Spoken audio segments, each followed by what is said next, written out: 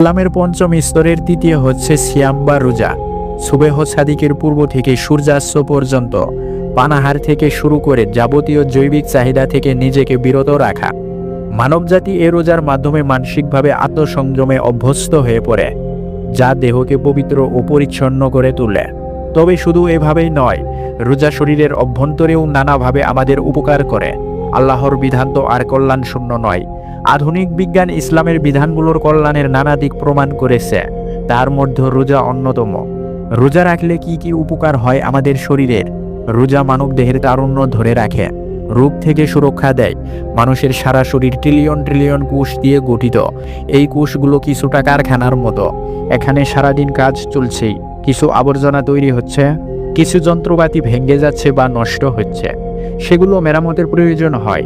এই কাজটা কোষ নিজেই করে অটোফেজি নামক প্রক্রিয়ার মাধ্যমে। অকার্যকর ও ক্ষতিকর জিনিসগুলো রিসাইকেল করে তা আবার ব্যবহারের যোগ্য করে তোলে। কোষকে সতেজ হতে সাহায্য করে এবং শরীরে তারুণ্য ধরে রাখতে সহযোগিতা করে। এই প্রক্রিয়া যথাযথভাবে না হলে মস্তিষ্কের বিভিন্ন রোগ, যেমন অ্যালঝেইমার্স বা পার্কিনসনের মতো রোগগুলো হতে পারে। মানুষ যদি সারাক্ষণ খাওয়ার মধ্যে থাকে, তখন অটোফেজি প্রক্রিয়া বাধাপ্রাপ্ত হয়। অন্যদিকে রোজা অবস্থায় অটোফেজি প্রক্রিয়া বেড়ে যায়।